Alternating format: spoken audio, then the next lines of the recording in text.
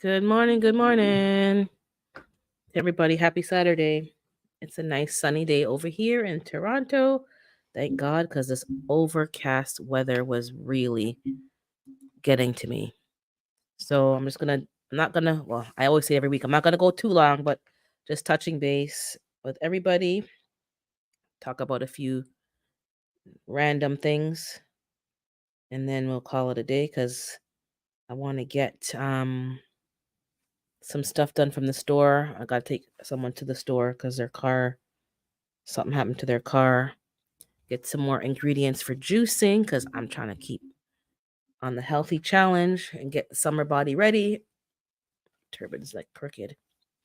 And just get a few things in order. I took care of the chickens this morning, so they're good for several hours. So I'll wait for some more people to come in, then I'll start with my chicken update. There's always something to learn. So for those of you who are looking into getting livestock and so forth, I'm just telling you because I'm brand new to it, so I can tell you my experience. And you guys, good morning, Gina.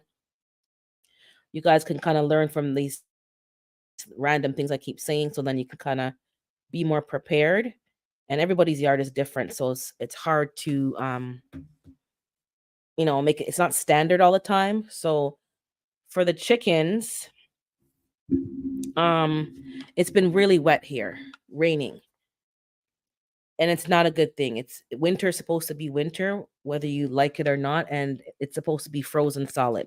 So even walking to the coop is like a muddy, soggy mess. That's definitely gonna negatively impact the lawn for next year. I'm gonna have to heavily seed it to get more grass seed in there. It's a problem. And it's causing a lot of like unevenness. Good morning, Sammy Joe. Unevenness and so forth. I went to the back, I think it was last Saturday. Yeah, so last Saturday I did my live. Oh, I know it's so sunny, and thank God. And that is another thing as well. The sun is helping with my mood. I'm thinking everyone's mood and the chicken's moods. I went out this morning at 8. I usually go at 7:30, but Saturday I want a bit of extra sleep in time. And I already had 3 eggs. That hasn't happened in a long time. Usually I get 1 and then 2 later on in this cold weather. There was 3 already late. So I'm trying to give them more food. I gave them chickpeas yesterday, rice.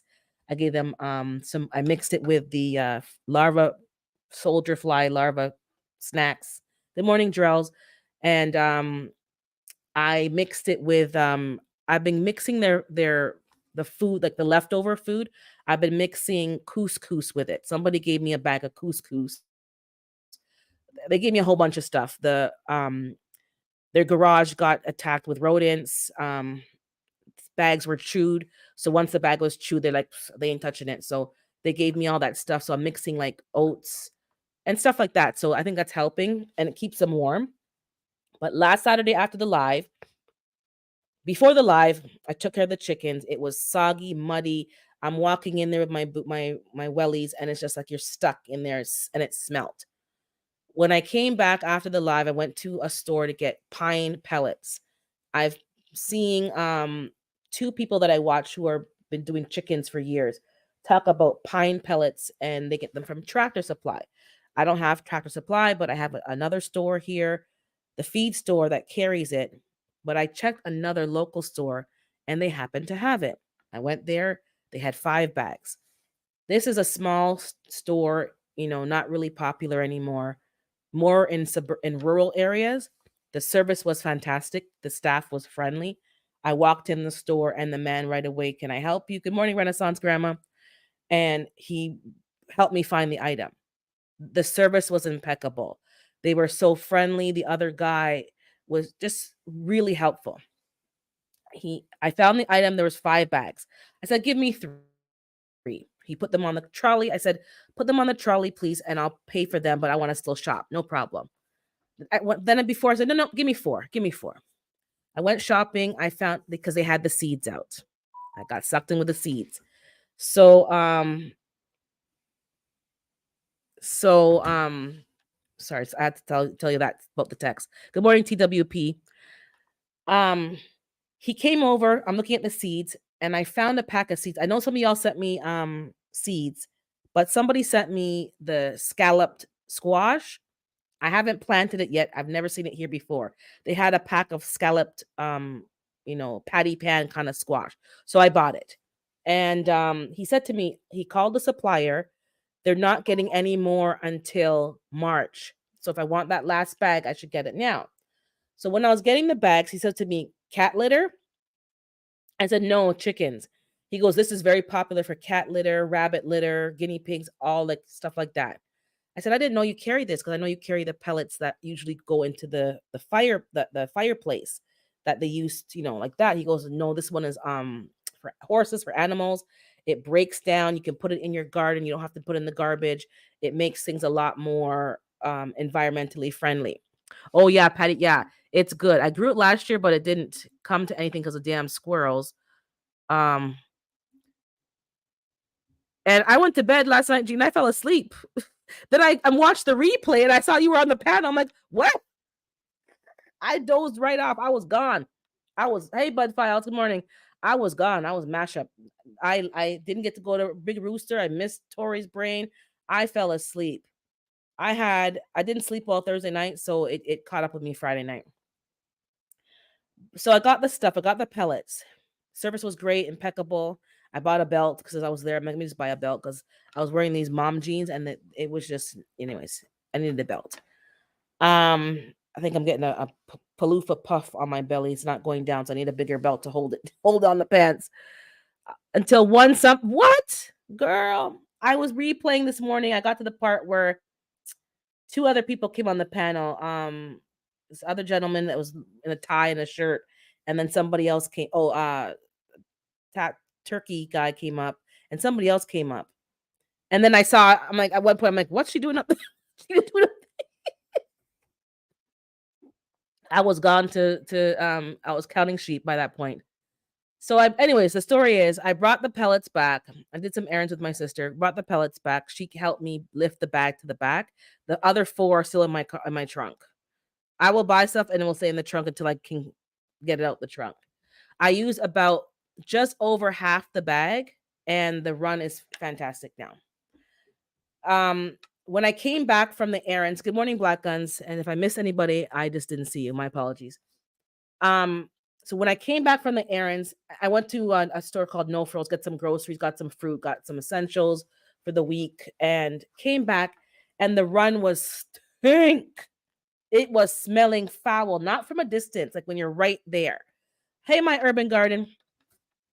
So the neighbors can't smell it, but if you're right in there, it smells because it's so wet. So I put the pellets down, and it stretched. Ray, Jova, Armel. No, those 3 were there, Gina. I know Ray, Jova, Armel. We ended that and went. Oh, you went to. Okay, Lord of mercy. I don't. Got him in bed. And it smells divine. It smells like pine. It's a nice smell. Hey, Canadian. It smells nice. So if you have a problem with moisture and mud in your chicken run or maybe whatever animal, the pine shavings are divine. And I can use that in my garden beds. I don't have to worry about not using it. I have straw. So this morning, what happened this week was it hasn't been freezing. Today it's frozen solid. It's -3. So I put straw down for them and they like to pick through the straw. I put some scratch grain in there as well. So there's in there scratching. The pine shavings and the mud starts to harden like almost like concrete. So right now it's like a solid pine level of just like hard concrete. So it does work for moisture, but they're not scratching. I put some straw down to help put that carbon back in there because now their manure is only on the top. It's not being turned in. I might turn it with a heavy duty rake. I have to go buy one. I don't have one, and see how that helps. And hopefully it'll stay solid, but it helped. It smells divine. This morning it smelled a little kind of funky, but I had to like be right up in there sniffing. So I put some straw down. That helped. The girls look fine. I had a problem with the molting late in the season. So Cookie, who had no behind, her feathers are all grown in now. I guess the cold, it pushed her faster and the higher protein food. The 2 black sex-links are molting right in February. Like, this is not a good time to be molting. Clover sits down when she sleeps. She's the lowest on the totem pole. Not good for her. I see her bum getting kind of sore, and it needs to be cleaned again. But I can't. It's too cold for me to bathe her, and I'm not bringing her in the house to get used to the warm and back. It's not good. So I put some diatomaceous earth on her again this morning. Sprinkled her all back there, and once it gets warm enough, I will do that. I can see that their legs have some red, like the blood is flowing, but there's no frostbite. There was some on their comb. So next season I might install a heater, not to keep them warm, but just to cut that chill. They have one that they put on top that will keep their comb from getting frostbite, but it won't get them climatized to a warm environment, because the point is I want them to be used to the cold so they can stay outside. So I might invest in that just to make it more comfortable. Make them more comfortable. But other than that, there's no issues. Just they need more room. I'm already shopping. Good morning, planter. I'm already shopping around for more chickens. So I see that my uh hatchery has this season. They have olive eggers for the first time. Good morning, Cece, Frugal Mama, and I think I got everybody. So that's I might get all, but I need some more room for them to sleep. That's my problem. The run is big enough. The sleeping quarters are not big enough. So that's the chicken update. So keep giving them higher protein food in the colder months, if you want them to keep laying and if you want them to keep warm. So that's why my birds are not really, they're doing well in the cold. Right now it's cold out there, but the straw is helping, and the sunshine that came out this morning is intense. When I was in the run, I could feel the warmth coming up, so they'll be fine. The nighttime is what the problem is. General announcements. Since reminds me, good morning, Lashes. Planter came in. There's an herb garden challenge coming up. Some people think that the deadline has passed. I don't really know, but I think you can still join because we didn't drop the seeds yet. March the 1st is the deadline. I'm going to find the post on Planter's channel, the community tab, and share it on mine. If you want to grow herbs in a challenge, you can join in. If you don't want to join in, but you still want to grow herbs, that's also fine, and just be along for the journey. Nothing wrong with that. Maybe you want to grow only 5 because of your situation, but you need to grow 10 herbs. And I believe he wants different kind of herbs from what we talked about. Don't grow 10 kinds of basil. Like, that's not really a challenge. That's like, grow, if you want to go 2 basil, some this, some that, like, mix it up and try to grow things that you're going to maybe use for tea, maybe things you want to try that you use in seasoning that you purchase, but you want to grow your own, those kind of things. And read the packets now. I mentioned that in December. So you still got time. Read the packets. See what it takes to germinate. Does it have to be cold stratified? Is it, read up on the herb so that you can grow it properly and not be wasting your time. Some things take more than 14 days just to germinate. So make sure you take this time now to figure out what you're growing, why you're growing it, and if it's possible. I'm going to be purchasing some of the coconut coir to grow inside this year. I'm not doing soil. If you all checked out Broke Farmer's video about tips growing indoors, that was a great video. He don't believe in boiling the soil or baking it to kill everything because he doesn't want to kill the microbes. I'm for killing all the microbes, kill every damn thing, because I don't want no bugs in my, in my house. But I know what he's saying. So I'm going to purchase a mix, an indoor mix with coconut coir. Oh, good morning, Food Forest. Good to see you. Coconut coir. I don't want any added bugs. I do have 3 pots in my house from 2 years ago when I had the outbreak. I think all the bugs are dead, and it's growing tomatoes right now. But in terms of bringing in new soil, no. I have a mix from Miracle Grow from more than 2 from before that I still have here. Before I knew what I know now. It's an indoor mix. It says coconut coir and other things, but I think it's a soil mix. So I'll be using that. I don't know what I'm gonna use that for. If I use it indoors, I'm gonna put it in the barbecue first, because ain't nobody having no more gnats in this house. Um, I'm trying to get my videos out this week for the WIG and some other stuff I have in the queue. Something happened on the computer that I'm using my friend's house. we're not Apple users, so she did something and deleted it, thinking it was only off of the hard drive and not my external the external hard drive.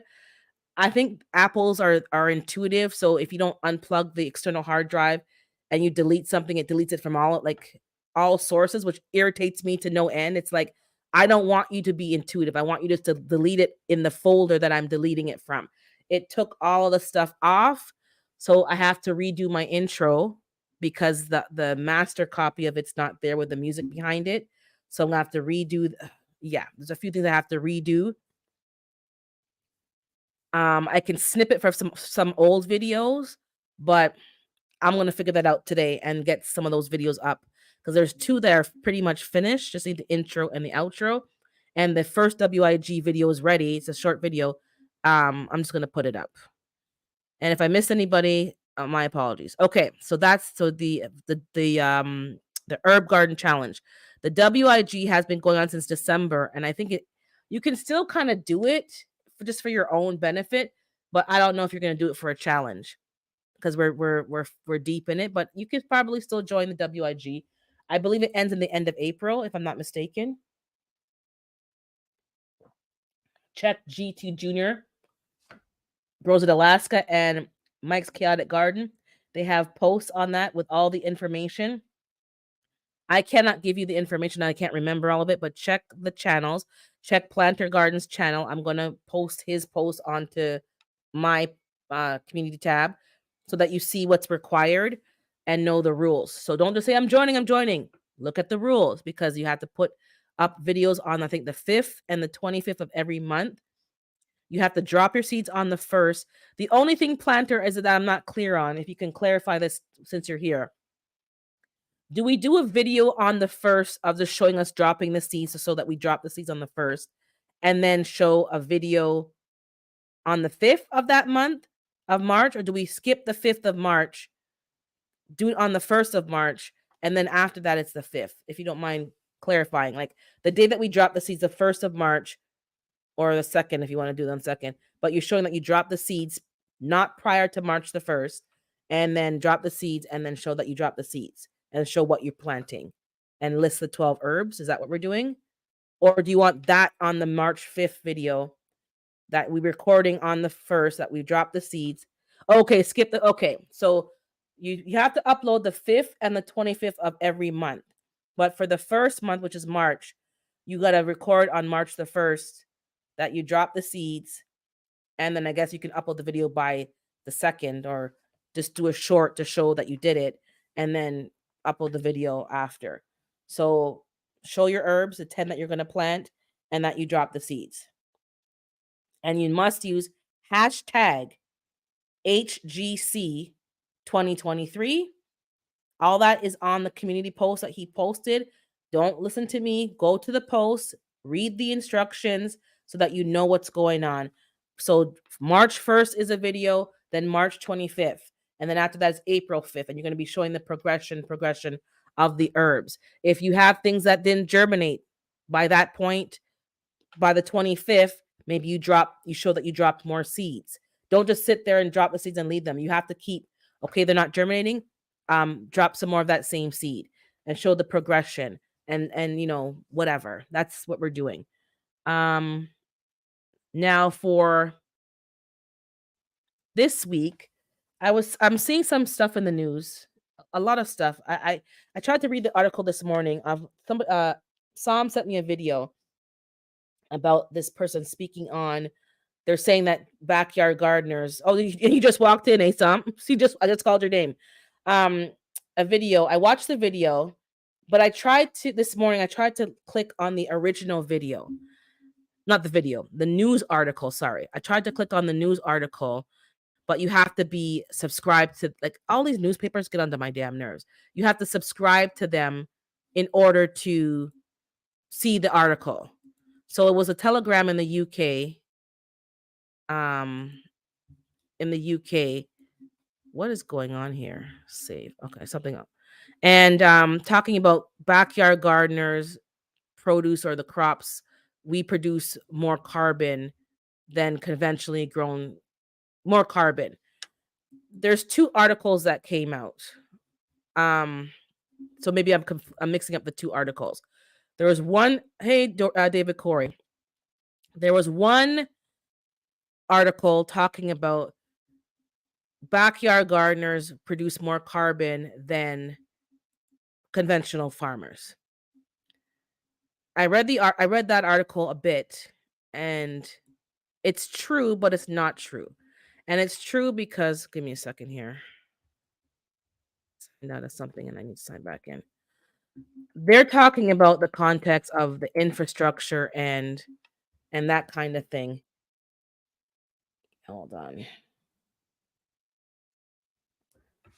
And not really talking about backyard gardeners. That particular article was more focusing on urban farming. And urban farming is not always regular backyard gardeners. They're talking about greenhouses and all this infrastructure. With that being said, I don't I don't fully agree with that article. Then the other one that Sam sent me the video for was talking about the crops we produce 6 times or 5 times more carbon than anything else. And it's not good for the all these statements. So when I get the article, I will talk about it more in depth next week or the week after. Well, next week I may not be live. I have the funeral next week, so I'm not sure. I might do short one before and then go to the funeral. We'll see. But we'll talk about it soon. But it's just it's part of this plan, allegedly, based on the video that was sent. Everyone's talking about the powers that be are talking about carbon, carbon, carbon, and carbon credits. And this is a way that will be used to,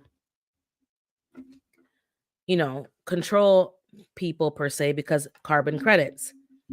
I don't understand how you're even bringing backyard gardens into the conversation. It doesn't even make any sense.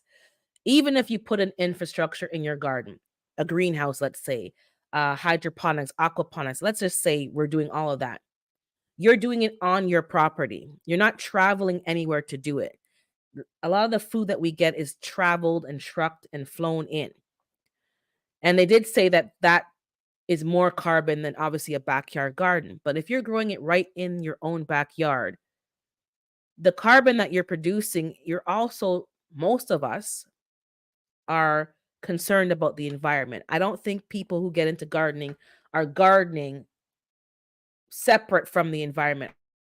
I think you're becoming, you're conscientious of the environment, what impact you're putting in, what you're throwing in your soil, what pollution you're creating. Like you're conscientious of that, and you're trying to create a closed loop system. Even if you don't understand what that word even means, you don't understand about permaculture, you have no idea what any of these words mean. You're doing that just by gardening. You're composting. You're not throwing things into the curb to go to the city garbage. It's staying on your land and it's breaking down and putting that back into the nutrients. You're not putting things to pollute the air. Like it's a closed loop system. It may not be perfect because we're still, all learning and maybe we have different situations, but you're not harming the environment. So to bring the backyard gardener or even the word quote unquote urban gardening, urban farming into the equation is bullcrap. So you got to read between the lines. We got to read the articles, not just read the person's commentary, because sometimes the commentary is not taking into account that the article is actually true because what they're focusing on makes those facts true. If I'm making sense, they're not focusing on they're focusing on infrastructure. Yeah, it costs money and it's to run a greenhouse. If you're heating the greenhouse and you have to cool the greenhouse, that is using energy. Where are they getting that energy from?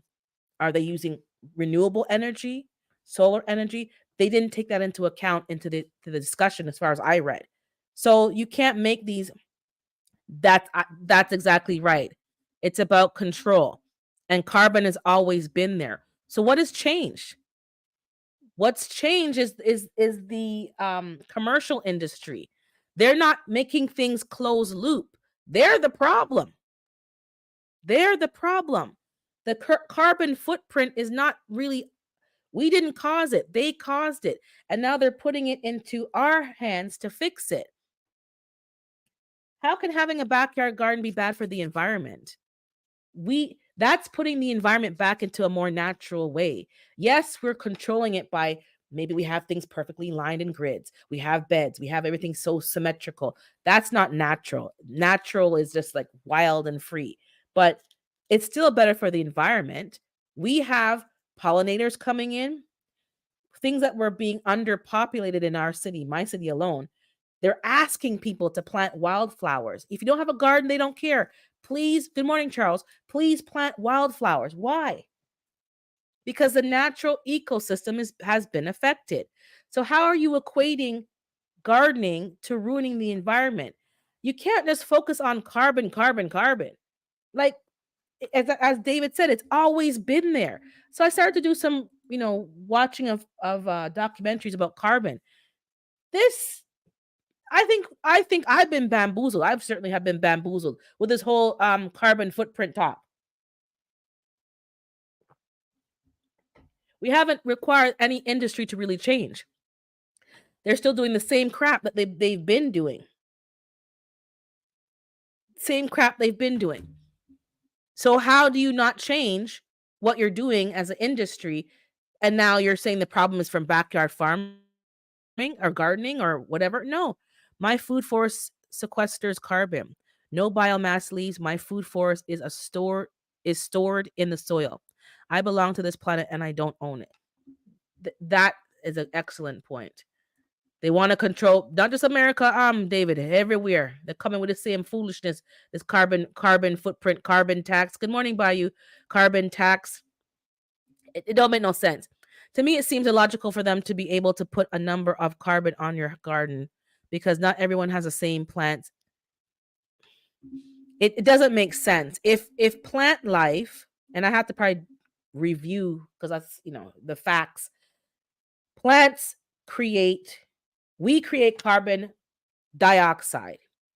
The trees and the plants take that and use that. Plus, the sun, they create chlorophyll and they use the carbon from the air and they, trap that and they use that and then it also puts it back into the soil.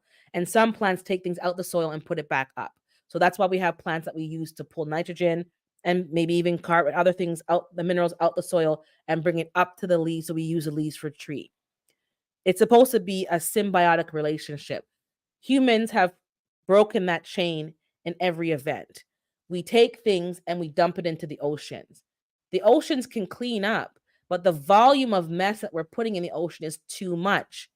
And we're creating too much toxic waste and with nowhere to put it. We need to change the industries, but they're not changing. It's a money making industry. And now they have the audacity. And then, yes, the plants release oxygen. And then the chlorophyll helps with our blood because I juice the vegetables and I get chlorophyll. People out here buying chlorophyll, eat some greens and get the chlorophyll from the plant. And it's supposed to be this symbiotic relationship, carbon dioxide, oxygen. We're exchanging with each other. We are not supposed to be producing more than the environment can clean up. And then everything is paved, asphalt, concrete, buildings. There's not even enough land like there used to be to do what it needs to do. Most people are paving their front lawns. They don't even want to have a lawn. It's paved with a patio. There's no lawn. I don't understand how people don't want trees. You go down the street, the trees are just trees, which is good, but there's no fruit trees. Why can't some of those trees along the street? Now, I know people don't want to clean it up, but maybe not every tree, but right now I have about at least 6 trees I can see on my side of the road, 6 trees around every house. My house had a tree, but it died, so the city cut it down. If they put a tree at the front there, I would want them to put a fruit tree. Don't give no regular tree. Put a fruit tree and let people have free fruit. Which segues me into another topic, but still in the same topic. But let me just catch up with the chat here. The planet is not a garbage. Exactly. It's not a garbage dump. And when you hear stuff like this, just take note and it's trying to make people not want to grow food. It doesn't make sense. We all know it doesn't make sense. So they want us to rely on the industries and the grocery stores to feed us when we have land right here not being used that should be used, which would help the local ecosystem. Even if you just plant wildflowers to attract the pollinators and the natural bugs that should be in the area that are now becoming low population because there's nothing for them to eat. There's no flowers. All we have is lawns. As far as you can see is lawn, lawn, lawn, grass, grass, grass. Grass can't feed. It can't. It doesn't even feed rabbits. My rabbits come to my lawn. You know why? Because of the clover.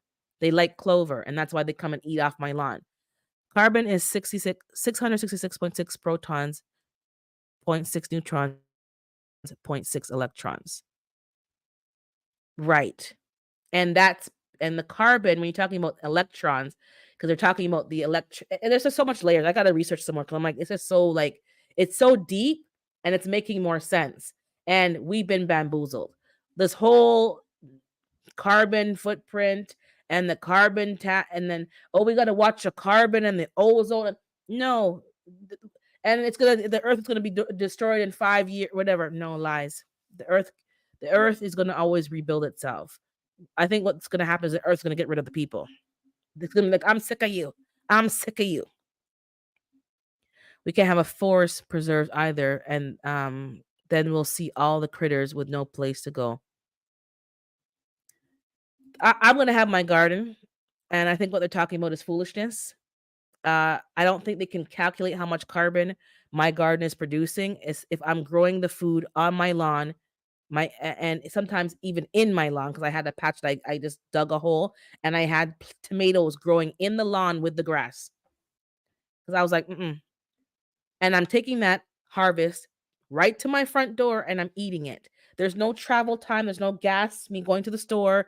There's no shipping and receiving. There's no trucks. It's coming right from there. The bugs are coming on the tomato plant. Even the good old hornworm. I don't have a hornworm, but if you do, and the ecosystem is running its full cycle with me planting vegetables, uh, flowers, wildflowers, sunflowers.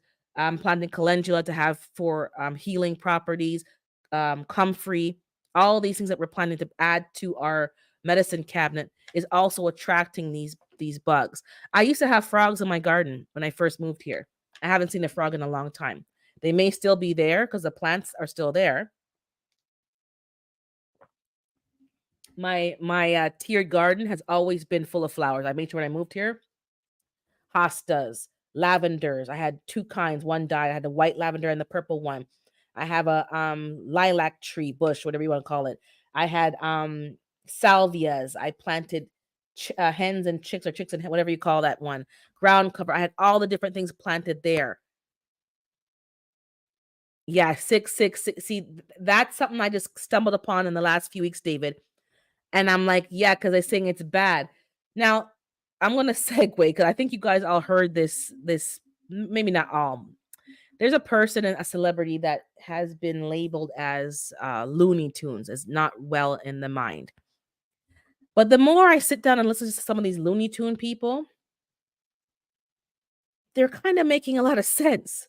So it's either I'm kind of not really, maybe I'm getting loony, but it's making more sense. And they're talking in riddles. This is a thing. They're talking in riddles. But if you listen, so I'm going to play the audio because I'm not. It's on the gram. Give me a second here. Um, he said something, and it makes so much sense. We are losing pollinators. It's a plan trying to keep us. Yes, it is a plan. So do not listen to any of these articles. Read them, be aware of what they're saying, but don't listen to them. There may be a way that you can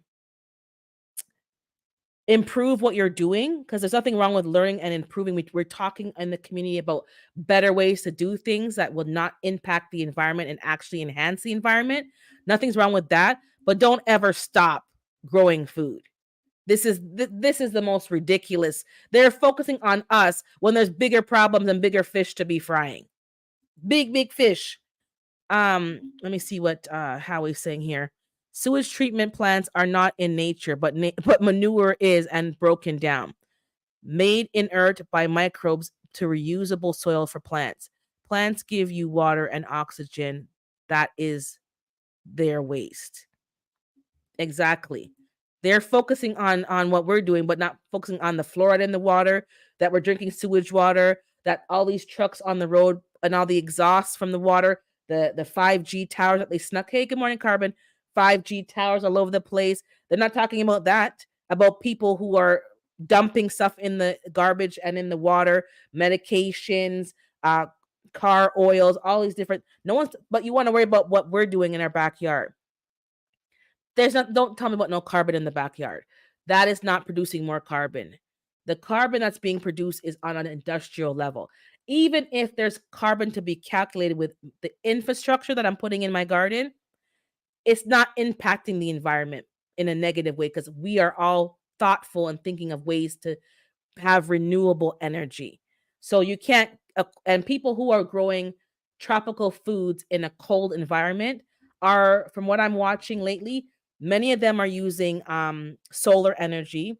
They're using greenhouses because in the wintertime they can use that sunlight on the glass to warm up the room. And then they're digging their greenhouse deeper in the ground so that night they have that thermal mass energy. And they're using nature to enhance their growing situation so they can grow bananas and tropical plants in a cold environment. And they're not running um utilities. They're doing it the old, he has one guy has like a wood stove in there and he uses it and it generates heat along the piping, along the back wall, and that keeps his plants warm. He hasn't been to the store in years to buy any of these produce. He grows it himself. So it depends on how you look at it. Is he creating carbon? Maybe. Is he trapping it and putting it back in the cycle? Definitely. So you can't make these statements, talk about the media, and make it seem like, oh, you're producing 6 times more carbon by growing your own food. Is that carbon being released into the atmosphere or is it going back closed circle? Because that 6 times cannot, is null and void if the person is putting it back through the cycle. And that video that we watched at Grow Big TV, which I watched as well, but it gives you a 4-day trial. I can't go back and watch it unless you buy it. This guy was doing that in a greenhouse. He was putting it back through the cycle. He found a way to um, work with nature and understand what nature's doing and emulating that with technology. So he's not adding carbon to the oh, I saw him by you. Exactly. He's not the one I'm talking about, but yes, people thought he was cuckoo cuckoo. And when he did an interview with a YouTuber when he was first called, Loopy, and when I listened to him, he's not loopy. People are not able to comprehend his level of intelligence, so they just say, "Oh, you're talking foolishness." No, he was not talking foolishness. What he was saying was so right on point that I was stunned. Let me just catch up with the chat. I may have missed some comments, but telling someone something that goes against what they think always sounds loony. It does, but we have to be humble enough to realize maybe I've been brainwashed, and we have. And let me just sit back and listen and check out the facts before I say, "Oh, you're cray cray." Reminds me of how they always talked about crazy Toop, but was when you listen to him, he made good sense. Maybe he's trying to get the message. Yes, some people are getting the message out. Some people, also celebrities, have been abused in the celebrity world, especially when they're child actors, and they can't really come out and say it. So you got to read between the lines. You got to really read between the lines. So I'm going to tell you who I'm talking about. You'll hear the voice. We follow others too much. What's God given right? And that's what the celebrity was talking about, which got me thinking. You gotta go check. Yeah, okay, Terrence Howard. Yes, I will. That man's very intelligent. Very intelligent. Sometimes we label people by the characters that they play on the movies and TV. That man is highly intelligent. I was stunned. I'm like, wow. Good morning, badass. So I'm gonna play this audio, and a lot of people are using it because it's hilarious. But it's hilarious. Let me play the clip. I did save it, but let me find. Okay, this is the audio. Hold on. I Hold on. Let me play it again. He makes perfect sense. You're making us pay for water, you son of a... You're making us pay for grace. Things that God gave us for free. And I like when he goes to the spirit, he goes, Shabalalalala. He's speaking in tongues. And there's another clip where you where you get a little more, where he talked about. Hold on, I'll play another clip. I saved another one. This way I have a little more. Why does not America look like Dubai and Germany? And why doesn't America look like Russia and Persia? And where is the money going?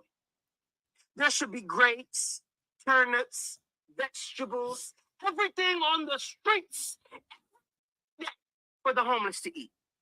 You're making us pay for water, you son of a... You're making us pay for grapes. Apples? Things that God gave us for free?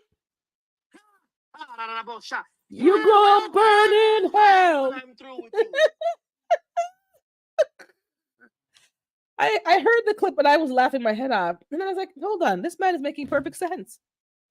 This man is making, hey, Jason, this man is making perfect sense. So, let me just see if any comments are added. This man is making perfect sense. So we're in a first world country. So the first part, what he said was basically, why doesn't America look like, good morning, G Mama. Why doesn't America look like Russia or Dubai? Where's the money going is what he said. Where's the bleeping money? Where is the money? Because when you go to these other countries, not only do they have historical buildings, some of them, like if you go to Europe, they have nice historical cathedrals and buildings, but the modern technology in the buildings is like, wow, where's the money going?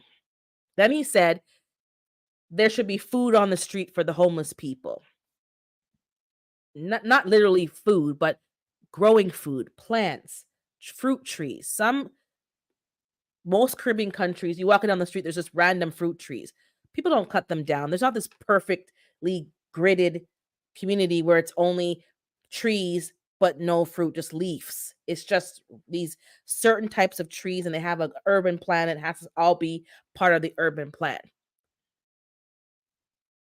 Why isn't there fruit along the street? Nut trees, walnuts, pecans can grow in these cold climates. We can grow apples. Why can't there used to be some crab apples in my neighborhood? They always pick the crappiest apple trees to plant. They don't just grow like Macintosh and why can't there be more trees? Good morning, Miss V. Why isn't that happening? So you're in a community and literally there's no food to eat unless people plant trees, and people may have allowed things to go wild, and squirrels may drop things and birds, and it just grows randomly. But the urban plan, the grid that the city has designed, includes no food. And then he talked about, you're making us pay for water. And I'm thinking, things that God gave us for free. Those things were on the earth for free for us to use. And now we're in a system, in a matrix, and that even the things that God gave are being charged. We have to pay for them. And if we don't have the money, we don't get food, we don't get service, we don't get healthcare, we don't. And then people talk about the Antichrist. But the Antichrist ideology has always been here. And some people believe like it's always been here. And with each passing generation, it's getting more blatant. God gave us these things for free, and now they're charging us for it. And I'm like, this guy this guy knows something. He's talking in riddles. You got to listen to what he's saying. Where is the money?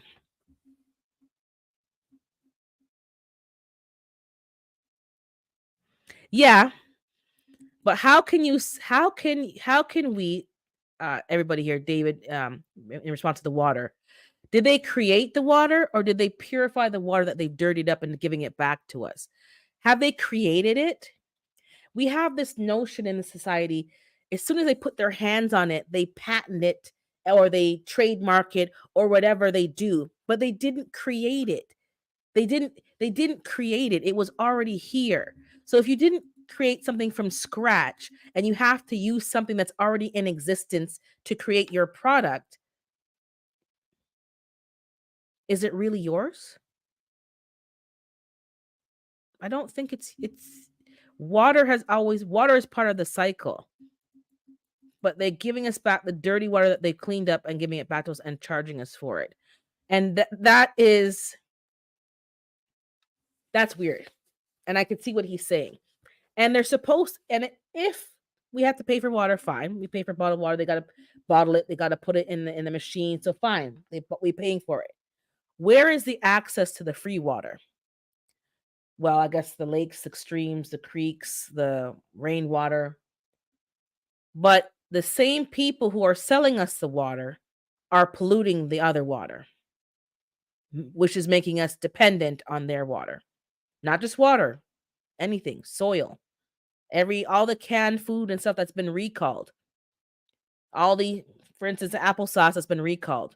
It would probably be more beneficial just to give your kid an apple. Isn't that safer? But we're stuck in the matrix. I gotta give them the applesauce that's in a package and it says 100% organic and natural. How about getting an actual apple and eating it? That would be better. It's not real water. It's garbage. It's toilet water. It's sewage water. Um, it's just weird to me. I've been playing this clip and this makes me laugh because he's like, and people are using that video and they're doing their own video over it saying, and they're going to start saying apples, water, and making a whole scene. It's hilarious, but it's true. We're going to go pay, and I understand why. I'm not mocking because I have to go buy organic because I can't grow enough food to do what I need to do and eat and juice and make my product. So I have to buy organic, and I'm praying that it's organic because I don't know because the pollution in some of this food, especially the frozen food I'm buying to make smoothies, I'm like, shoot, I didn't buy that organic. Strawberries are on the dirty dozen. You do the best that you can. We need to start. I'm just back on the guerrilla gardening, just planting things in random spots because it's it's getting wild out here. They're not going to be able to blame it on backyard gardens if this is just popping up wildly around the place. If lettuce is popping up at the part at the bank where they have grass, I might just be at the bank at the drive-through bank machine. You might just see me just throw some seeds over to the grass part and let them land and let us just grow randomly. Let things grow randomly. We have people on the street begging for food, begging. Why is my phone restarting? Begging for stuff when there should be stuff growing around for free. That's the way it should be. Something's not quite right. And we see it, but they're making people, they're portraying them as loony, and they're not loony. We're just not getting the message because we got to talk in code. They got to talk in riddles. That doesn't make no sense. So they've patented and trademarked fruits, vegetables, and things. But you never created it. We came here with those things here. So how dare somebody patent and trademark something and then, even the GMOs. Hey, Fifi, good morning. Something not right. I'm gonna be just throwing seeds down. The part of my grass at the boulevard that belongs to the government technically, and mine has a tree there that died. There's a stump. I'm gonna be growing over there too. If somebody wants to take that food, I don't care. If somebody wants to take the bok choy over there, I don't care. I'm gonna just drop some food right there, some seeds on that part, and probably lettuce because I can, and let them take it. Let the rabbits eat food over there, whomever. I don't think what we're doing is making sense, and I think we need to start um passively protesting. I'm not saying go here and make a scene, but passively protest. Start dropping seeds. And there's a lot of farmers I know, I don't know them, but I see them online and they plant on the road, not on their property. And anybody who drives by and notices that that's food and wants to go and harvest it, they don't care. If that will keep people off your property, then by all means. It's also part of your self-defense. Grow the food along the roadside at the borderline of your property. They plant stuff, elderberries, berries, blueberries, all the different bushes. They actually drop seeds, sweet potato vines, all the stuff. And people who recognize what the food is pull over and harvest it. They don't care. That's what we need to be doing, because they're trying to make it sound like the structured garden is the problem. It's definitely not the problem. And having us second guessing ourselves to think that being self sufficient is somehow hurting the environment. That is a lie. This is what I'm starting to view as an antichrist mentality, because they're talking against God and God's order. That doesn't make no sense. This has been going on from the beginning of time. We've flipped the script, doing something different and making it seem like the people who are like the, let's say, the Amish and the Mennonites who've been doing it the same way, that they're the problem. No sir, no ma'am. We're the problem. Oh, baby formula. That reminds me too, because something came up this week. There's heavy metals and stuff in baby formula. And remember, what was it, 2 years ago? People are scrambling around for formula and worrying about not having access to formula. Maybe that was the best thing to happen, for us to start to come out from that and start to find other solutions. What they've been giving us is not good for us. It's just rebooted. I'm like, what's for? Anyways, technology. Maybe it's listening to my conversation wants to reboot the listening device. Um, I've seen some hydroponics lettuce in the store with the root still attached. I saw that and I tried to do it here, but I messed it up. I want to actually buy some more and just plomp that into my hydroponics bucket and continue growing it. I think it's a good thing. It's suspect, but I think it's a good thing. Take the lettuce and grow it. Grow it yourself. Most fruits are hybrid. Watermelon hasn't always been here. Okay, yes. But I'm talking about the staple foods have always been here.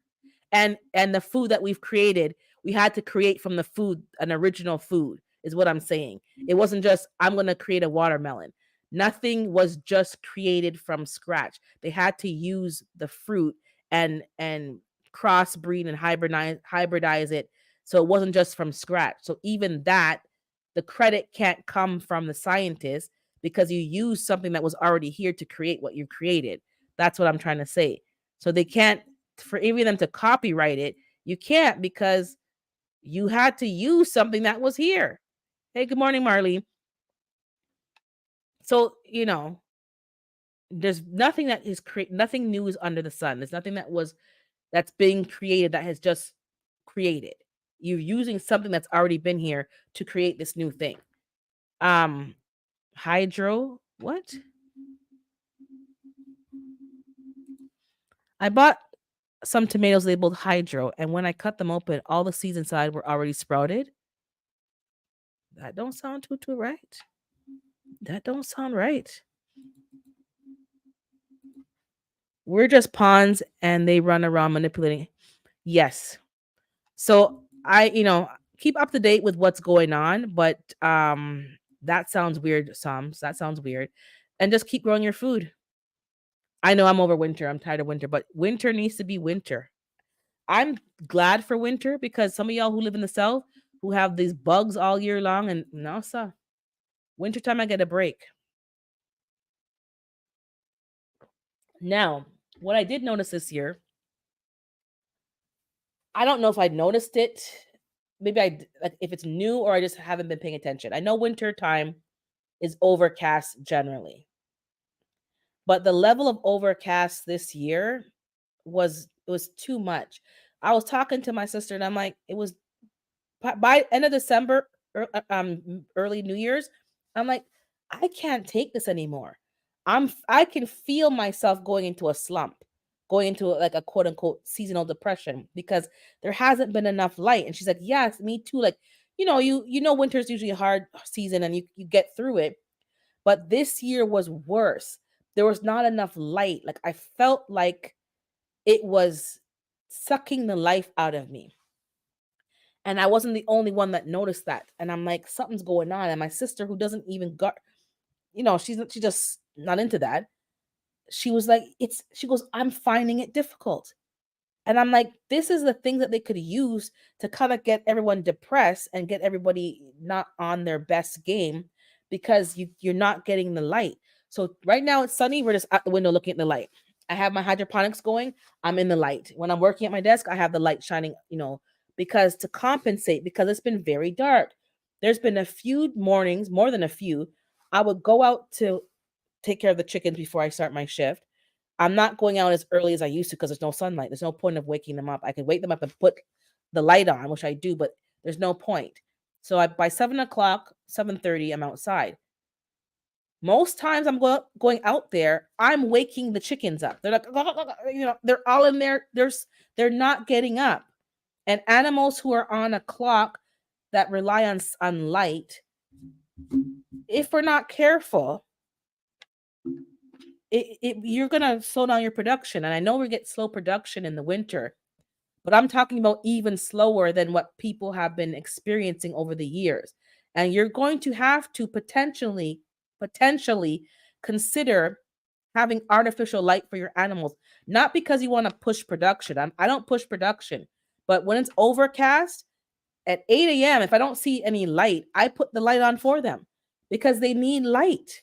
It's not no, this is not normal, and it's affecting their clock. It's affecting their production. One day I got only one egg. They're just not feeling it, and this is not normal. When I have two chickens that are hybrids, the red sexlings, and they're made for egg production. I'm not talking about heritage breeds. I'm talking about the ones that are supposed to produce. It's been mega dark December and January. It's now February, and I'm now seeing more light. And I know winter is usually not as many sunlight hours, but the sunlight hours have been so overcast that it's been getting us really feeling like I'm feeling kind of off. And I'm catching myself. I'm like, yeah, this ain't good.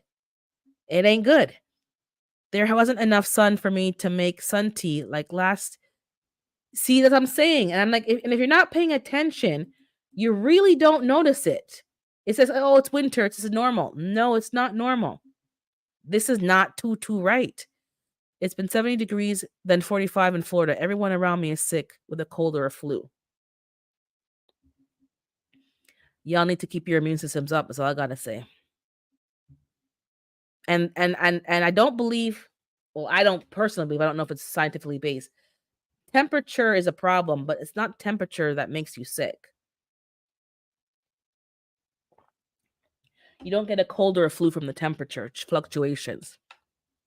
Maybe they're not used to it, so that's causing it. But yeah, as long as I have, even if it's hot outside, you're Jamaican, Marley. I know you have your cup of tea in the morning. That kills the bacteria inside your system. There's a routine that you follow, and if they're following that routine, they should be fine. But the well, I had 3 feet of snow and it's still coming down. The wind is high. I'm done. I've been done with winter. I don't mind the cold, but the wind.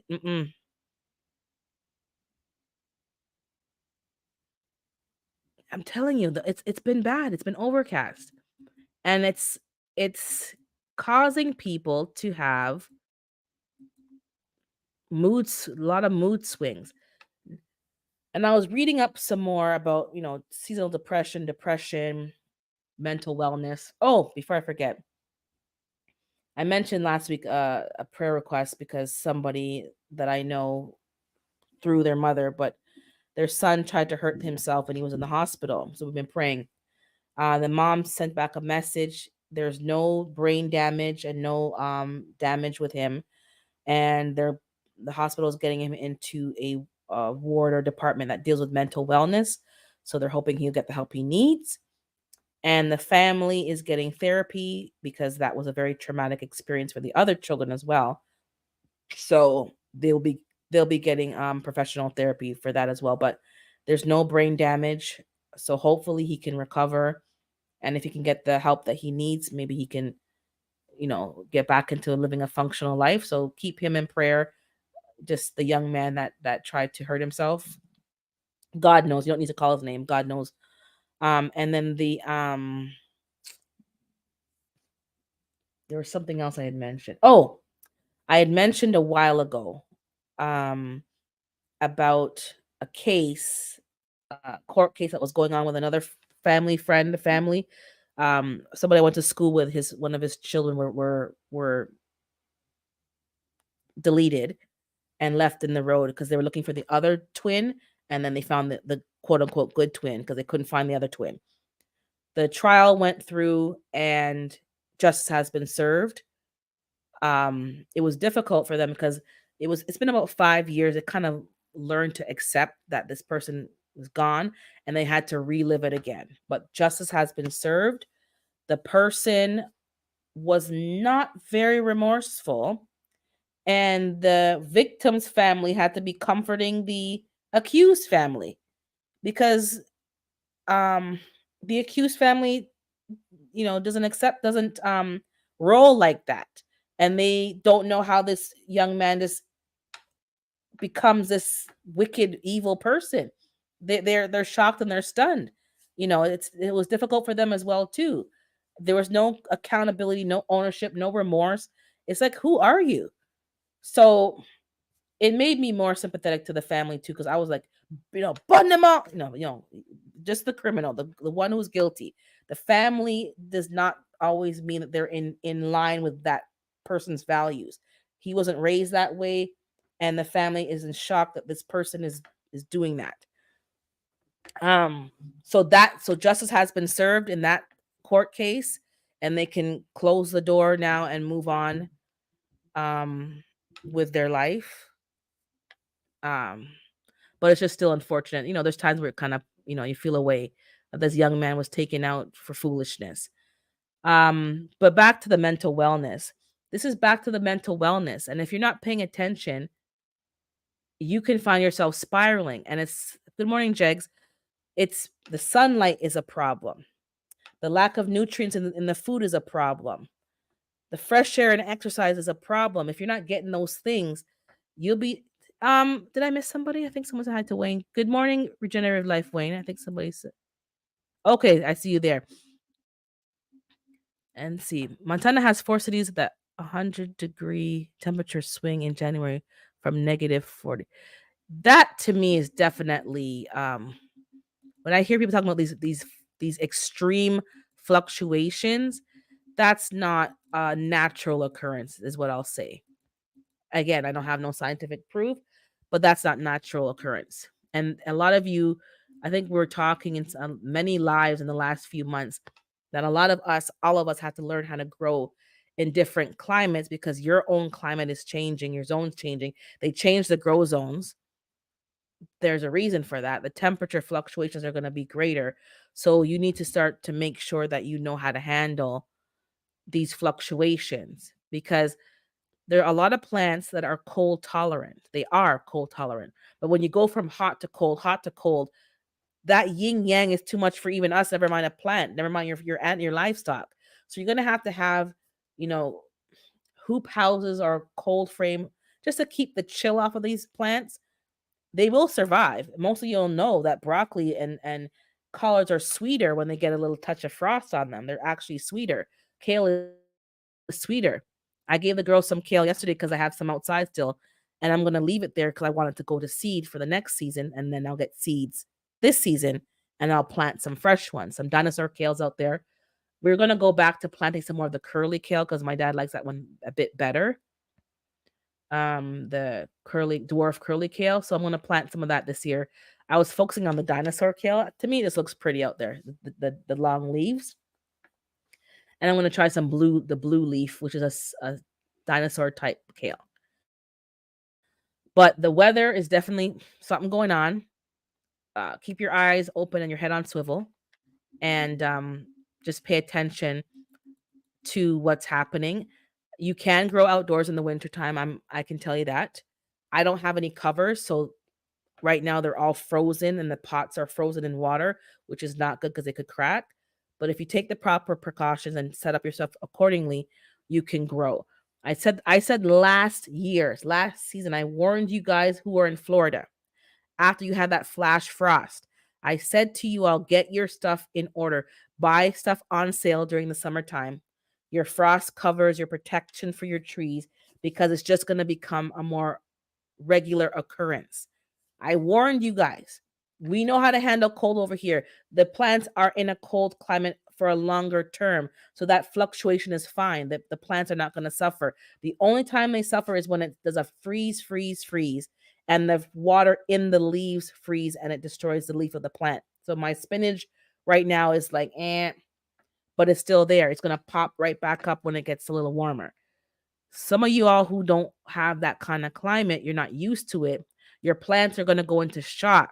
So make sure you buy these frost protection and invest in those things when they're on sale, because the next season you're going to have another problem. So don't wait again until, oh, you guys are going to be getting flash frost in the south. Make sure you have what you need. In the winter, I'm so affected by the weather. I take 4,000 IU of vitamin. Oh yeah, I take about 4. I take more than 4. I take more than 4. We don't have enough, because I know they say black people need more vitamin D than most people. I think I'm almost up to 10. But that's not medical advice. It's my own personal testimony. Talk to your own doctor about your own medical situations. I take more than that. But yes, you need vitamin D. And that also, low vitamin D can cause depression. So you need to be doing research, because a lot of people are taking their kids and running to the pharmaceutical to solve problems. Then when it could be rectified through proper nutrition. Again, do your own research, talk to your medical practitioner, go through the easiest things to fix first before you start running and putting your kids on prescriptions for their life because they're not behaving right, and they have all these OCs and all these diagnoses when they need some proper nutrition and some good old fashioned fresher exercise, sports, physical activity, and other things to kind of occupy their time and their brain. Don't just start, you know, putting people in stuff. I hear little baking soda flavors collard greens. What? Flavors? I never heard of that, but maybe you're right. Uh yeah, they love the dwarf curly kale. So I'm gonna make sure I plant some more of that. I'm gonna plant some more too, because these chickens be love it. They love fresh greens. They love it. Um, I wrap my pots like Christmas gifts. I learned my lessons from containers. Yes, they will burst. So some of y'all who are in this, warmer regions, and you plant in ground, you don't have to worry about that. Just cover your stuff. You can use If you use fleece coverings, I use fleece.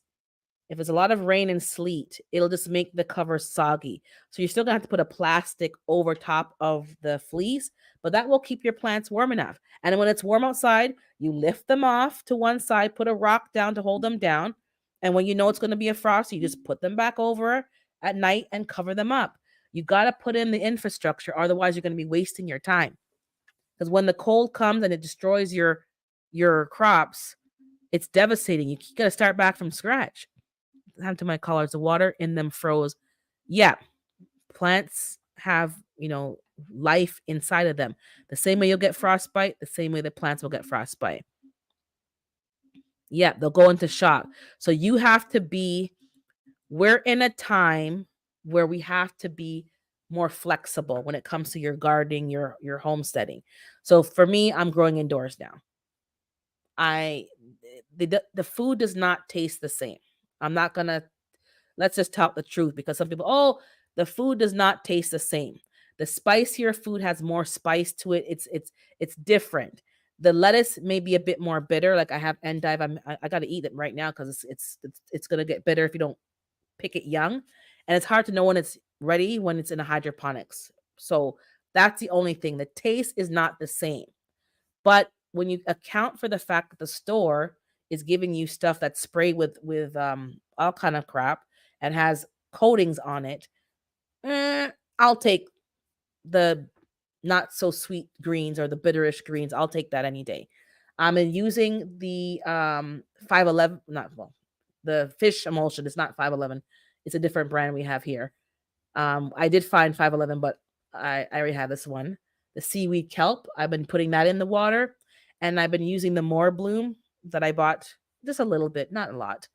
And I'm gonna be buying the coconut coir today, and that's gonna be used for my herb garden challenge. Because again, I'm not putting soil in the house. The goal is that next year I will have my garage more organized to have a grow tent, and I'll try in there. So you're going to have to become more flexible with the temperature fluctuations. That means you might have to go out sometimes and cover your crops before you go to bed because the night chill is going to be too much. Then you have to go out and uncover them so that they can get, like, it's going to be a bit more hands-on work than just being in like the south and just like, oh, it's fine. You're going to have to be more involved and almost be like a northern gardener because the temperature fluctuations are going to be a problem. You have to check the weather every day and figure out, oh, is there a frost coming? Is there not a frost coming? Is there freezing rain coming? Because it's going to make your soil too waterlogged, and you don't want that either. So you're going to have to be more involved in your garden than you may be accustomed to in the fall and winter because you're used to it kind of doing its own thing. No. So yeah, you maybe have a garage you can plant in. I don't know. You're gonna have to figure it out because a flash freeze can destroy. If it can destroy a commercial farmer, can you imagine your farm? And if it destroys a commercial farmer who's farming outside, then you know your prices are going to go up because now they don't have as much inventory.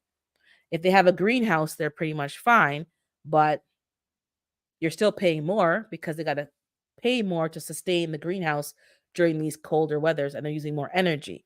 So either way, it's going to cost you more money. Yeah, exactly, David. That's exactly it. You're freezing the plant can take the fluctuations, but once the water in the plant freezes, it destroys the plant. If you can just protect the plant, and if you can protect the plant from water getting, it's also that, and it's also when certain plants get water or snow on it, and then that snow freezes from the outside of the plant, it also cracks the plant. And you may not see a literal crack, but it's the frost that's on the outside of the plant. So it's two things that could happen depending on how severe the weather is. Either way, you're going to have to be more actively involved in your garden because everybody's getting cold weather nowadays. Everyone's getting the extreme temperatures, flash freezing.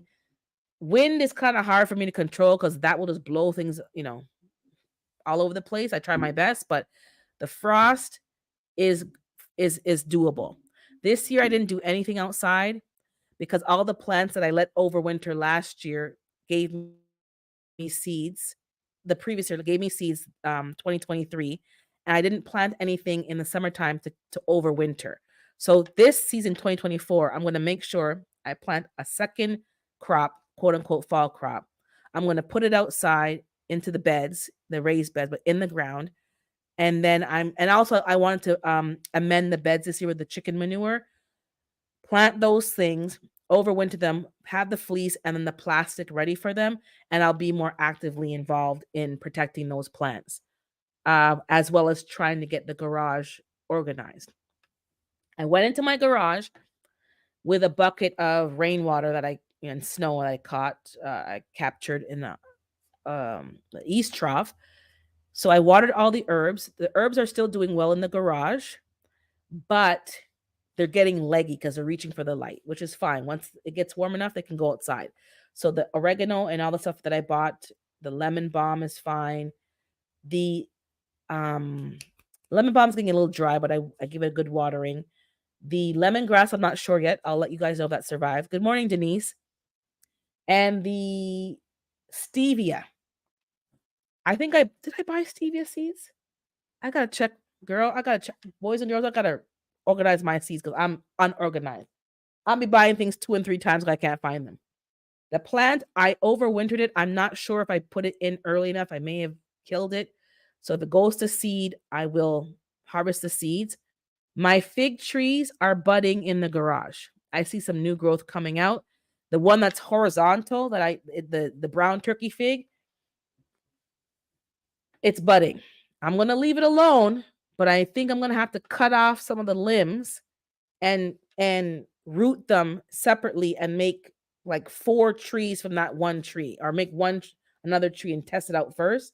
Good morning, Darren. Because it's literally like this, but the root, and it's just horizontal, and it's not. I don't know. whatever. It's budding, so I can probably make that into multiple trees. Let me go back and just catch up with the chat. Using a proper mulch on outdoor plants keeps the bugs at bay and protects the soil micro. Exactly. And I'm using straw now because I use it for the chicken, so I'll be using more straw. Here are other states are now teaching aquaponics farming indoors and hydroponics using organic fertilizer due to climate change. So I don't understand how they're making it seem like we're making more carbon and just it's propaganda. If you control the weather, people will think you can't do normal things. Yes. I can't grow inside multi-generational family living in small house, no room. I have to grow outside currently without a greenhouse. Okay, no problem. We're all gonna start to, give each other tips until we figure out what works. But you can grow outdoors. I know one person, there's a Canadian content creator and one person in Alaska, and they grow outdoors and they have cold frames. They have cold frames and they make it work. And they're growing lettuce and spinach and things that are very cold tolerant. But you gotta do what you gotta do. But yeah, just make it work. And there's sometimes you get the best results from having challenges. When it comes easy, you don't push the envelope because it's a difficult thing and you push the envelope, you're going to learn more. That's what I'm finding. When the gnats came into my house, I said, hell no. And I had to learn how to make it work, how to grow indoors and make it work. I'm still learning, but I'm going to test the herbs in the coconut coir, see how they do, and then I'll transplant them into soil once it gets warm enough. Will you do an experiment to see if a glass of water or soil will root? I'm just gonna put it in. I'm gonna use root hormone or honey and put it right in soil or coconut coir at least. I want to make sure that it roots because I paid for that one tree. So if I'm going to cut a limb, I want to make sure that it works. Good morning, Shanna. I got to make sure it works because them trees are hard to come by here. And if I do buy them, it costs arms and legs. I saw somebody talking about trees costing, I think it was David Corey and Broke on one of the lives, maybe even Gina too. $150 for some of these trees and $100 for some of these trees. They ain't cheap. And we crying, oh my God. But guess what? Pay the 150 and propagate it and make multiple trees. It'll save you more in the long run. Because anyways. Let me see what oh yeah, Fig Hunter's giving away figs this month. Yeah, I saw Broke share that in Texas. So those of you who want figs, check out Broke Farmer's community tab. He posted the guy who is giving out fig trees. Get your trees. You can plant trees in containers. I still have mine in containers. I know it's better in the ground, but these trees are coming with me when I move because I'm going to try to get a homestead or some kind of place. And these trees are coming with me. The 2 apple trees, the 3 and 4 fig trees. I'm looking for a persimmon. I'm looking for peach. My peach died. I had to return it. Anything that can handle the cold. I'm not looking at tropical trees right now. I'm looking at trees that can grow in my zone and do well. Period. When I get a place that has a greenhouse, then I'll start dibble dabbling. I had plentiful indoor garden a few years ago, but those gnats caused me I'm telling you, PTSD. That's why I'm gonna start using the coconut coir, Miss Renaissance Grandma. And it's not gonna be soil, but it's gonna be a combination of hydroponics, I guess, and soil. Because if I'm using a soilless medium, I have to put liquid feed and give it good liquid feed. So that's what I'm going to be doing and water from the bottom so that it's getting a liquid feed nutrient to feed it, but I'm not really doing soil. I don't want gnats in my house. If I have a sunroom or a place to grow separate from the house, I will. But you can't have, they just take over your house. I am building 5 new larger DIY aquaponic systems and I'm erecting 2 new greenhouses in my backyard for them all to go in along with my dragon fruit. Getting too hot in southern Texas using shade cloth. So that's okay. So you need to give it more cooling. See, I'm glad you're sharing that information because people don't know. They think, oh, go south. You are having different problems now down south. it's getting hotter. So your plants aren't freezing to death, they're cooking to death. And those roots can be probably literally frying. These trees seem expensive, but over time, yes, exactly. Over time, they aren't.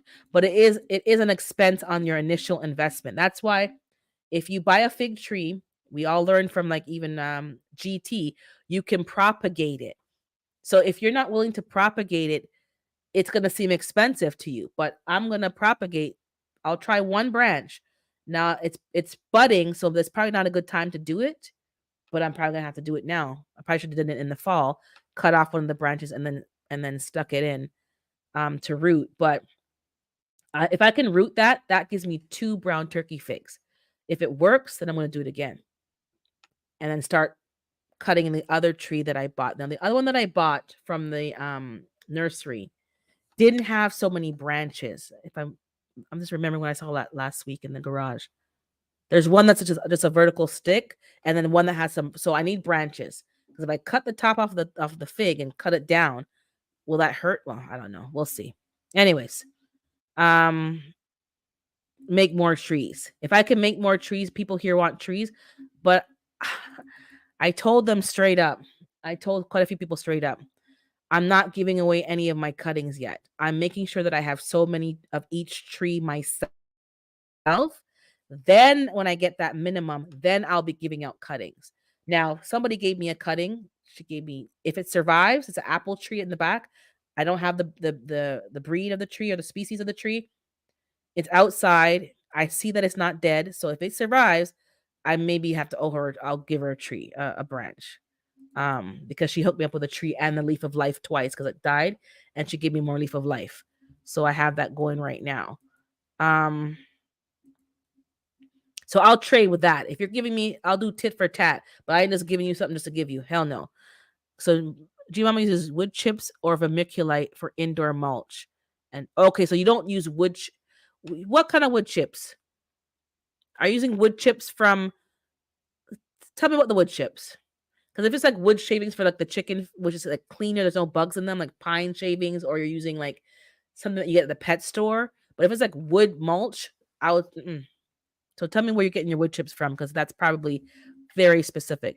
Vermiculite for indoor and water with neem cake. Yeah, neem cake is good. I know it's good. I've seen people talk about it. I can't find it for a good price. Amazon is too damn expensive. I ain't buying it for that. So I'm using neem oil, and I'm making some kind of, and I'm using mosquito bits, making my own mosquito bits cakey thing and watering, and that does work with the gnats. It is working. Oh, let me drop the link because I've been talking for a long while. Maybe someone wants to come up, but did somebody ask for the link? Probably not.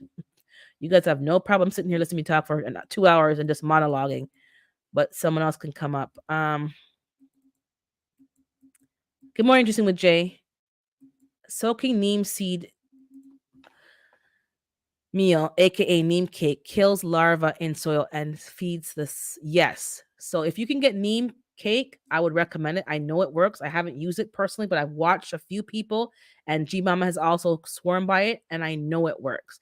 And it's more, it's it's easier to use than neem oil because neem oil is just greasy and thick and dense, but the neem cake is easier to use in soil. So I don't know why people didn't tell me about that before. I have neem oil here, and it's just, yeah, it's not as easy to use on the soil. It's more messy. Yeah, find these. It may be called neem meal because on Amazon it's called neem meal, but it may be called neem cake. And I see it on Amazon all the time. Good morning, unicorn lady. Let me see here.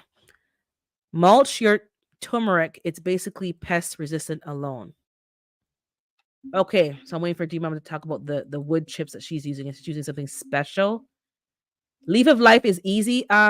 David, what happened was that was my first year doing hydroponics in the house, and I got infested with aphids, and the aphids were on the Leaf of Life, and I believe it sucked the life out of the Leaf of Life. I had to spray the Leaf of Life and that the neem oil. I think it was too much going on, and the plant was like hell to the no. I should have just rinsed it off with water. I don't know because DE doesn't kill aphids. So that was the problem. So that's why I'm more cautious, because there are certain plants that I have in the house that are like healing plants. And if aphids are going to come in here, it's going to destroy your whole indoor thing situation. So I'm definitely going to be getting a grow tent, and most likely even maybe the hydroponics might go outside. And if there's an infestation, it's just all outside, and then you just, take out the plants, hose them down, try it again to save them. If not, just throw them out, you know, spray the plate. I don't know. It's gonna be easier outside. Because I want these plants to leaf of life to be a big plant. I'm gonna up pot it soon because it's getting very big. You can grow fruit trees in containers using aquaponics. Also, it's called dual zone planting in the pots. I will be using air pots for fruit trees, and will demonstrate this in my new aquaponics grow. Well, I'm watching your video, so just keep posting stuff because we watching and learning. Um, because if that can help feed the plants, that would be very useful. Vermiculite good. Okay, thanks.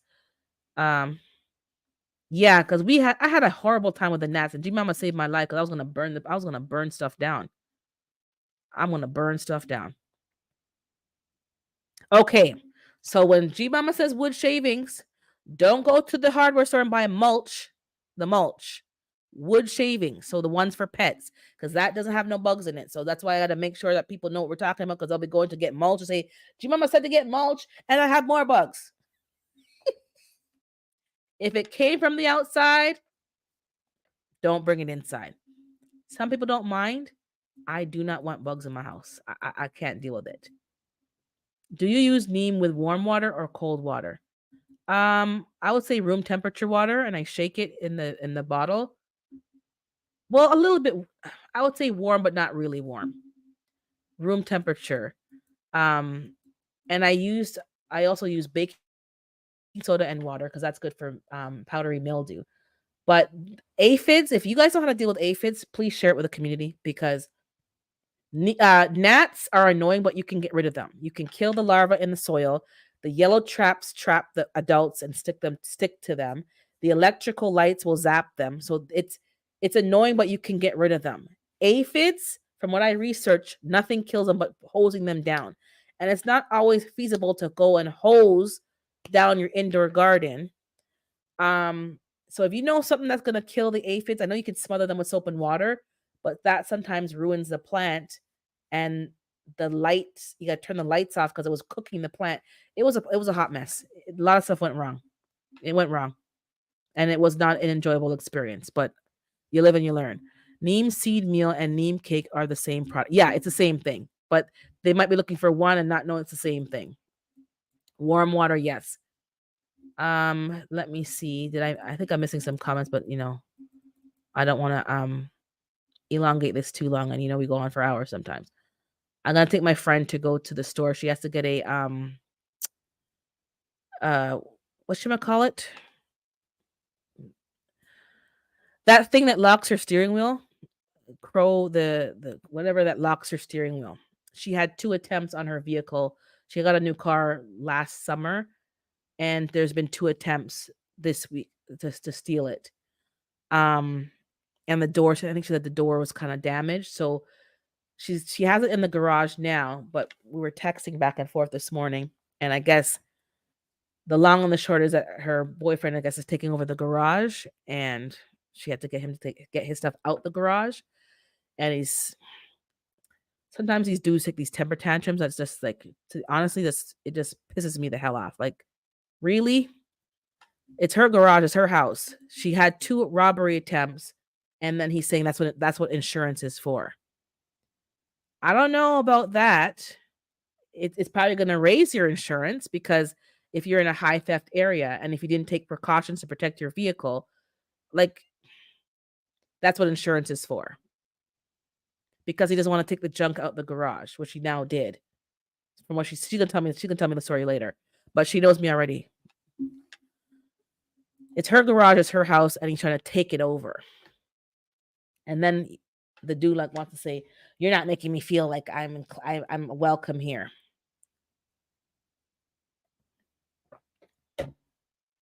Miss me with that. Miss me with that. If you want to feel like king of the castle, then go get a damn castle. Because as far as I'm concerned, and she's concerned, you're boyfriend and girlfriend for like years. There's been no engagement. There's been no attempt to wife it up. There's been no attempt to claim it. So don't come with this bullshit feeling story to me. But I don't, women aren't making him feel welcome. Go buy your own damn house and move her into that house then. Don't come into my garage taking over like you run ish over here. So she's like, she gave me the symbol, the zip symbol. And then she goes, I go, don't get me started. So I'm gonna go take her to the store to go pick up the club, thank you, the whatever, to lock up the car. I told her to lock it in the garage and club it. And just to be, because you don't need people to steal in your car and saying, oh, you have insurance. You're gonna pay for that sooner or later. Get those, hold on. Get those peppers and tomatoes in some soil. Spring.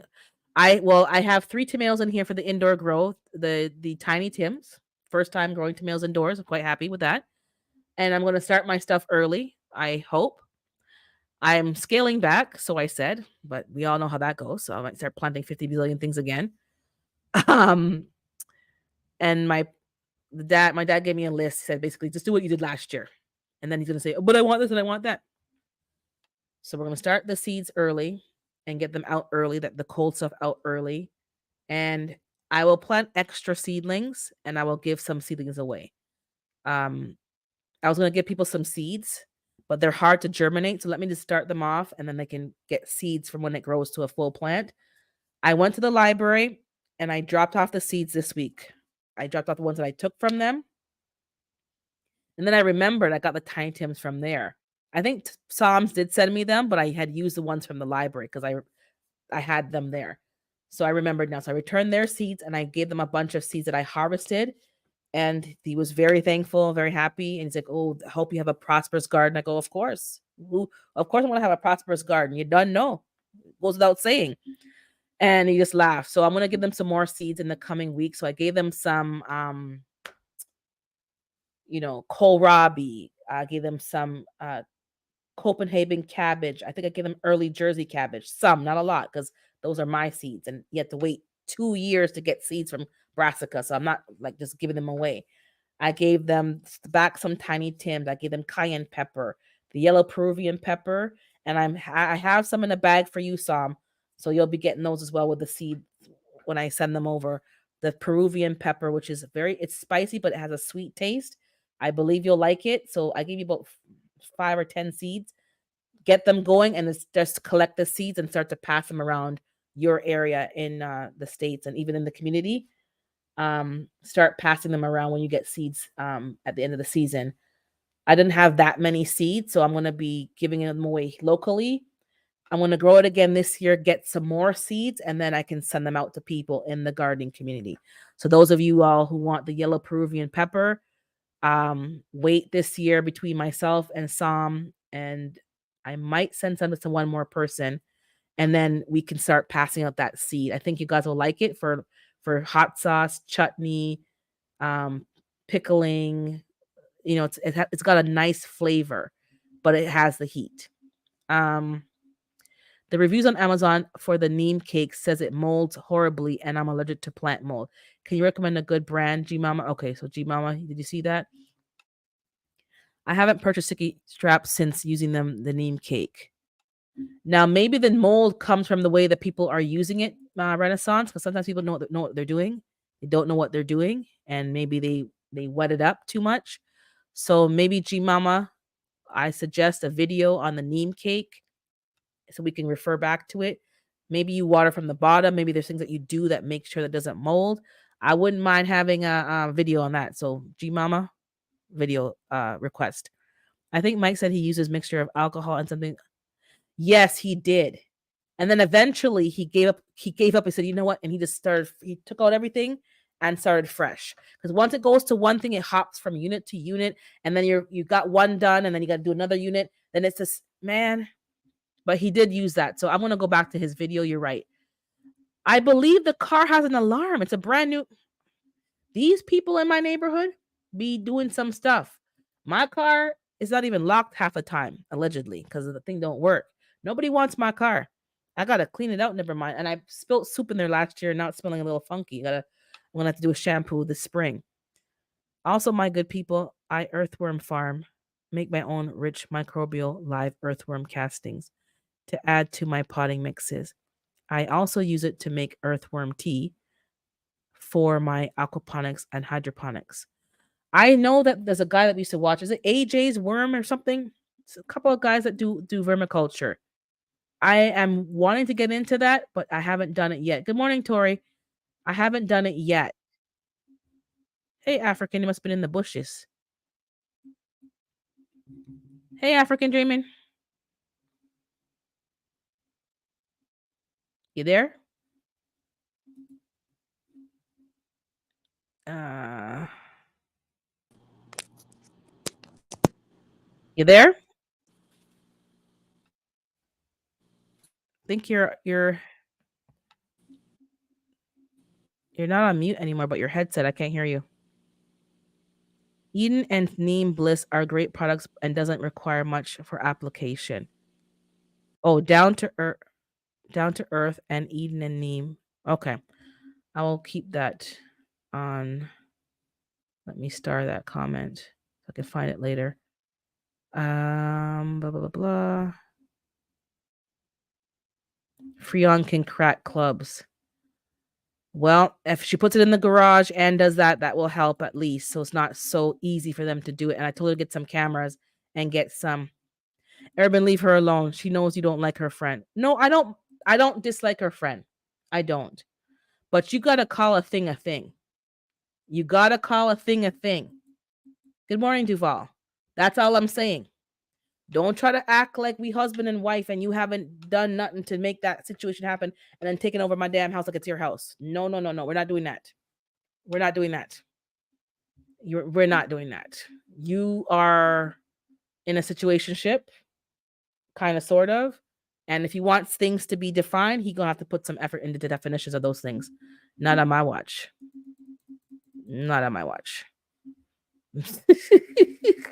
We're talking 10 years plus and nothing's changed. So why like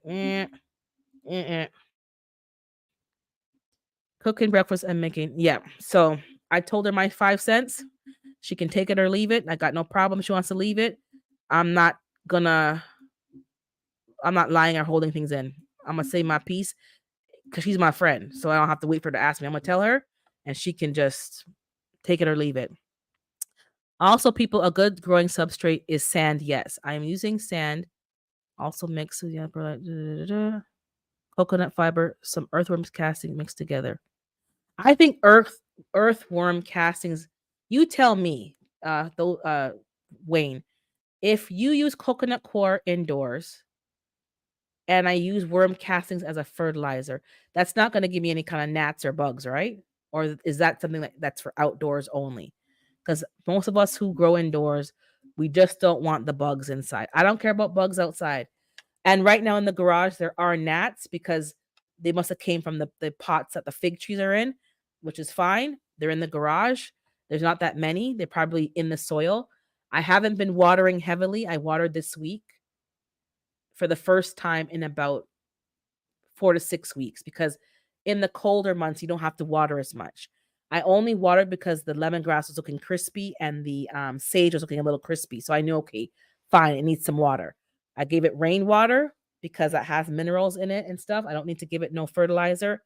And it's only about one more month to go because we're almost in March. I may water it one more time and I'll keep it in the garage until April. Those plants can probably handle a cold, a chill. So I'm not going to keep it in the garage indefinitely. Waffles for my grand. Oh, for the grand, you're making waffles. That sounds good. I think I'm getting hungry. My stomach's making a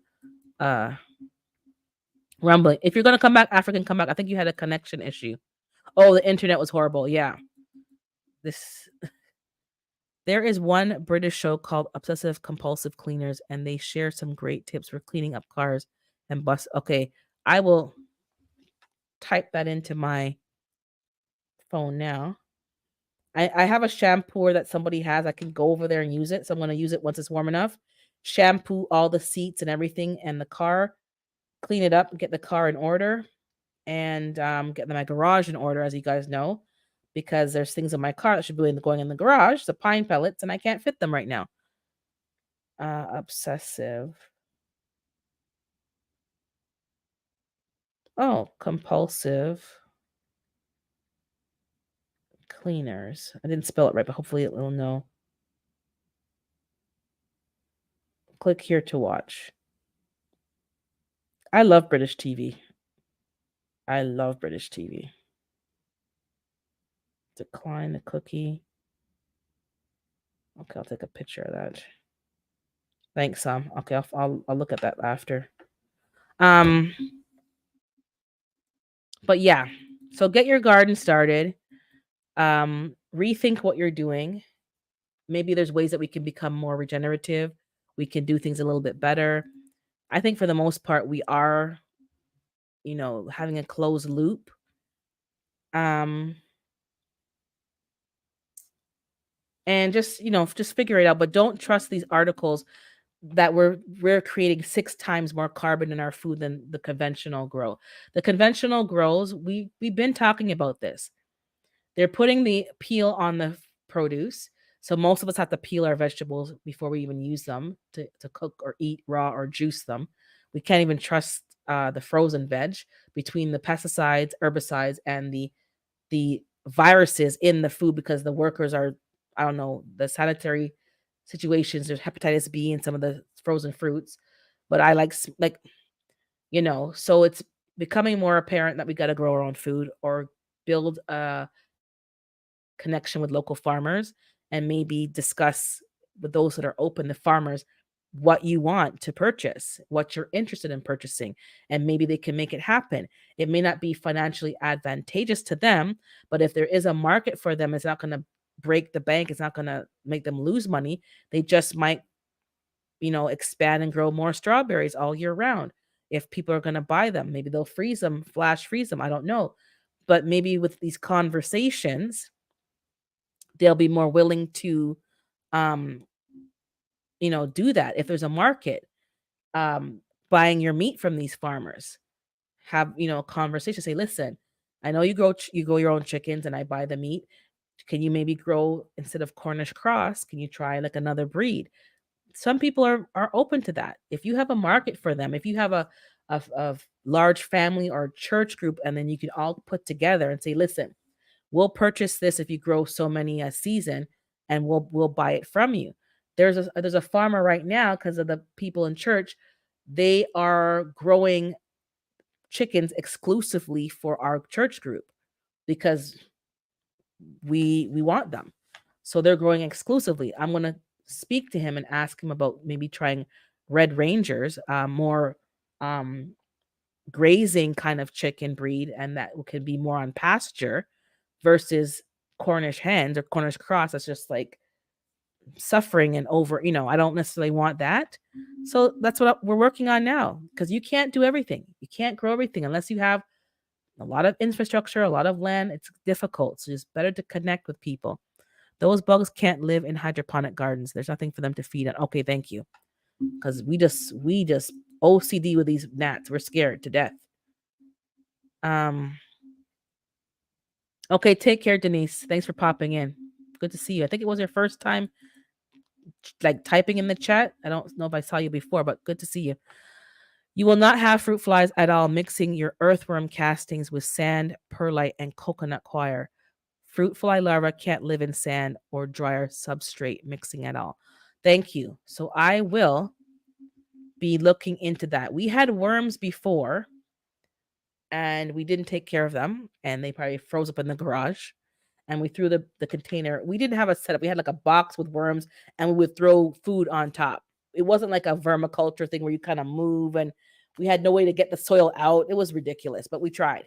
Um, because a high school was doing that, and we got them from a teacher.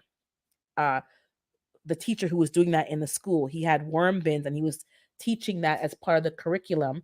Don't ask me what class. It could be geography. It could be I don't know what class, but they were doing that as part of the curriculum. Um, oh, Cornish cross will free range if you allow them. Okay, I'm gonna talk to the farmer to see what he's doing because I want to make sure that I can have some input if he's willing. If he's willing, have a So thank you for coming, Denise. Input, and then work together with people and see, because if there's a market for it and we say, you know what, we want pasture raised, and he's just doing them in like rolling kind of coops. I don't mind rolling coops, but like how often are you moving them? Are they getting bugged? Like, just have a conversation and work with the farmer. But we're getting exclusive chickens right now for our group. He's growing them for our group. He still grows for other people, but his window of breeding chickens was shorter. But now he's doing another window, like right to the very end before it gets cold, and we get that as part of our purchase as well. So part of my garage setup is getting a deep freezer because I can't store nothing. I don't have a deep freezer, and I'm a prepper. But I've been prepping with canning, drying, freezing, dehydrating. I'm doing other things, but I need to store meat in a freezer. Not everything can be canned right now, so I need that. But I'm working on it. Doesn't mean you have to just sit down and do nothing until you get things perfect. Keep working towards your goals. Um, let me see here. Okay, so I'm going to use that mix. Thank you. I'm going to invest, well, not right now, but I'm looking at a vermiculture setup. A lot of people have that I'm seeing in the urban setting, and that's part of getting your own fertilizer. So I have chickens. That is going to be fantastic manure. That's going to be used by myself. And my dad already asked. He said, "I want some of that manure." And anybody else that may want some. No, anybody else that may want some over here. Again, it's going to have to be some kind of tit for tat. Like, I need something. It needs to be reciprocal. So I want to kind of build that, like, give me some seedlings, give me something, give me some different seeds, give me something, some knowledge, some value, because it just can't be, people take. So, okay, if you miss anybody, I know it's hard to keep up today. There's a lot of people in the chat. Bada boom, bada bing. Let me see here. Hey, Homesteader Rachel. Good morning to you. Fruit flies are drawn by decaying matter the fruit fly larvae eat. In my earthworm farms, I bury the food in a feeding net tray covered with shredded cardboard and cover it with burlap on top, so they can't even get in there. I thought that the scraps also are also. Let me see what you're saying here. I think I got it. So even though that the scraps may breed fruit flies, they can't survive is what you're saying, because it's not decaying. I know fruit flies come from the decaying food, like tomatoes and all the scraps that you put in the bin. The flies come from the food. They're they're living inside of it, and they're dormant until the food starts rotting and decaying. Um, so I guess you do it the cardboard, maybe the carbon dries out the decaying food, so they don't have that wet, moist environment and decaying to breed. I think that's what's happening. Anyways, we'll discuss that more. But I know people are doing worm bins even in a tote, so it's not hard to do a worm bin. But I prefer to have something a bit not high end, but just I can move the worms down, and then I can get the soil, out their castings, like shavings, no castings, and I can get the tea that will drip down into the bottom, and I can get it out easier because space is so limited. Not I have space, but I want to use it productively, because if I have to be moving things and it's just going to take up too much work and space, I want something that can kind of be in one spot. I can move the trays out, get the castings out, put it back, add more shavings and cuttings and feed whatever, and I feed the cuttings to the chickens too. So I need another source of cuttings, and the grocery stores don't seem to be really. Yeah, I need some more cuttings for the girls, and I'm getting restaurant food, but I want like like cabbage cuttings, lettuce cuttings, old lettuce and stuff. I want those things to give to the worms and the chickens, and compost tea. That would be good for the indoor garden. So yeah, if I can do the coconut coir, use the worm castings and the compost tea, then I don't have to worry about bugs in the house. And I can probably try to grow a few more plants indoors as a test to see. The only issue that I have is that aphids sneak their way into the house. So during the warmer months, I'm probably not going to do any indoor garden. If I do, good morning, devil dog, oorah, I might have to put some kind of, I don't know. Because once they sneak into your house, guys, you guys know it's not nice. So I'm trying to find a way to grow indoors in the warmer months, but keep the aphids out the house. So last season, I made sure I kept the door closed and the windows closed at the front. Even though you want fresh air, I kept them closed because they might sneak through the mesh. Like they're critters. They're not nice. Um, so that's what we're talking about today. Winter, hopefully it's over soon. I'm getting sick of winter.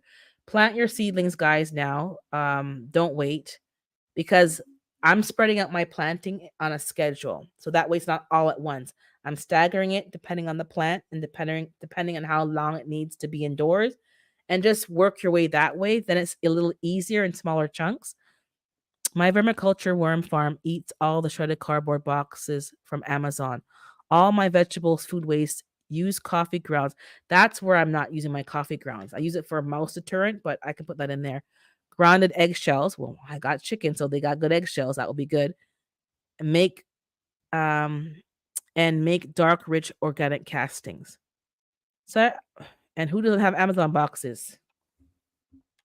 So this is what I'm talking about. Like what you're even talking about, how you're using things, it's closed loop. You're not putting things to the curb and adding it to the garbage. You're adding it to your natural ecosystem, your cycle. So when they're talking about people like us who are backyard farming, we're creating 6 times more carbon with our crops than conventional. Yeah, but are you factoring in? First of all, that's not really accurate, but are you factoring in that we're not adding waste to the city system? We're not adding compost to the city compost. We're composting in ourselves. The only thing that goes to the city bin is meat products for me. And my meat consumption is uh really low that there's not much meat going to the compost. It's only like I don't send much to the compost. And if I do put things in the compost bin, like banana peels and stuff from time to time, it's because I can't get to the hill up top or it's so full that I have nowhere to put it. And I might give it to the chickens, but right now they have enough food. So we're not putting that pressure onto the garbage system. It's all being done for the most part in house. So how are we producing 6 times more carbon in our crops than other people? So we need to start to push back when we get information. And although I agree with what they're saying, because technically they are accurate based on the frame of reference that they're looking at. And they're specifically looking at a certain frame of reference to enhance their point, if that makes sense. But most of us aren't doing what is being described or assumed in the article. We're not doing that. We're doing regular schmegular gardening, farming. We're not operating greenhouses that are being run by hydro and the electrical grid. We're not running things that are run by, the gas, the furnace. Like we're not doing that. And anything that is being done that's considered adding to the carbon footprint, we're doing more things to eliminate so it cancels each other out. So just keep your eye on this whole talk about carbon footprint and carbon credits. You watch. It's just getting more of a way to control, and we already know about these cities that they want to make that are a certain amount of minutes and keep people in closed quarters and confinements. And you don't want us to grow food. Most people that I'm seeing in an urban, because I that's what I studied, urban design, building science, urban planning. I was in that department. And that's what we did. And we overlapped with interior design, we overlapped with building science, project management, that whole, building and structures. And people want gardens on rooftops. It has been proven, and this is like 10-year, 20-year-old information, never mind now, that the heat that's caused in the sea, that extra heat from asphalt concrete. It's just hotter in cities because there's not enough green space. Having the roof of buildings as a green space is helping to decrease the temperature and the smog that's going on. So how can you tell people that are growing, let's say on an apartment building roof, and the roof is a green space, green roof, to hold those sun rays and not to make it heat up, that we're causing 6 times more carbon in our crops? Something's not making sense, guys. We gotta read between the lines and start to dissect what's being said and the accuracy of the information. Let me see here. Filtered water and organic soap kills aphids indoors. Smothering them keeps them from breeding. So we can kill them. Water and organic soap. Okay, again, I'm gonna have to spray some soap up in here because I thought I saw something on the bok choy, but I don't know if I'm seeing things or if I'm because I'm so nervous about aphids. And they always come just before you even get something to a good size where you can even eat it. All I can eat is like 3 little leaves. I use 70% shredded cardboard, 30% clean harvested leaves to start my beds, recycle all the carbon waste, and create rich organic. So we need to understand. I think a good, point of reference, maybe next week we'll talk about carbon. Good morning, Nikki. We'll talk about carbon because there's all this information about carbon, and it's, you know, we're not creating more carbon. This society that we live in is creating a lot of carbon. How are we using that carbon to benefit us with soil creation and to recycling and composting? I'm using cardboard to line some of the tunnel for the chickens. The chickens are scratching it up, they're pooping on that cardboard, and then that cardboard can go in my compost bin and break down and end up in the garden. So I'm breaking down my boxes and using them as well too. Yes, recycling is great, but is that minimizing the carbon footprint? Probably not. So we're going to have to start doing more things to mitigate the carbon, because if we don't do our part, the earth is going to break down a lot faster because the industries are not doing jack all about it. And they want to use carbon credits to justify their behavior by getting credits from other places and then still doing the same bad behavior, exhaust fumes, poisoning the water, poisoning the land, microplastics. Like, the list is on and on and on. So let's keep doing our part. That's it for me. I'm hungry and I need some food. Announcements. I think this week is Monday night, late night with Bro, because last week was Sunday. Wednesday, if you missed Wednesday's live with Erica, My Fly Family, check out Wednesday's live. I think it was a 3-hour live. That live was crazy. Watch the live because it will help all of us, especially seeing other perspectives. But take your health seriously. This ain't no joke. This ain't no joke thing. As I said to you, the hospitals are somewhere you want to be. If you need to be there for healthcare, get your healthcare and then leave. Get the care that you need and then leave. Because if don't have your health, all that we're talking about requires doing actual physical work, going out and doing stuff. I got to go in wintertime and feed these chickens and lift this and move that. It takes physical energy. And if you don't have your health, you don't have strength, you have nothing. You can't do nothing. So please take care of your bodies and be healthy. Let me just read the last comment here. Make sure you thumbs up the video, please. It helps with the algorithm. People are going to be live this week. Plant Your Garden Thursdays. Vision is on Tuesdays and Thursdays. Wednesdays is Erica. I think Wednesdays is Wind Down Wednesdays. Fridays is Tori's Brain Game. Big Rooster Show. I think Friday that just passed yesterday was the first live of Trinity Arms and Gear. Is it Trinity? I believe it's Trinity.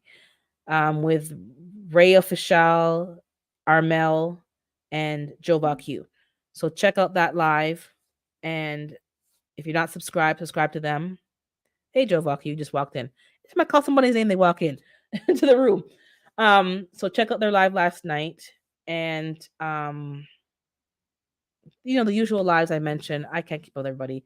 We're gonna have to start overlap. Like, everything's overlapping now, so you're gonna have to just watch a live and then watch the replay because I can't keep up with everyone's lives. David Corey, I think, is going to be going live this week. Maybe I'm not too sure. Yeah, there's people's lives. I harvest 6 gallons of fresh rainwater from my house rooftop. Is better than chlorinated water for. Yes, I'm using rainwater to feed my chickens and to water the plants, even in the wintertime. The only thing is I need to filter it. I need a better filter on that. Good morning, Odom. And think about water filtration. We'll talk about that again in a couple of weeks, but the rainwater, I'm capturing it. It does need a bit of filtering because I find there's grit from the shingles and I don't want that. But my chickens have been getting rainwater all winter. Summertime, they get filtered hose water and rainwater, but I think I might stick with the rainwater. But yeah, take care. Have a great week, guys. Be blessed. Thumbs up the video. I'll be dropping some videos this week because I had to redo some stuff because the computer. So I'm probably gonna get my own computer soon, and it's gonna be an Apple. And Apple is not the same as Windows. Trust and believe. So it's a big learning curve. It's easier, but some things that you think they wouldn't do, it does, and I don't like that. So I'll be investing in that so I can get my own stuff done here. But yeah, tap in, guys. Take care. Bye. See you later.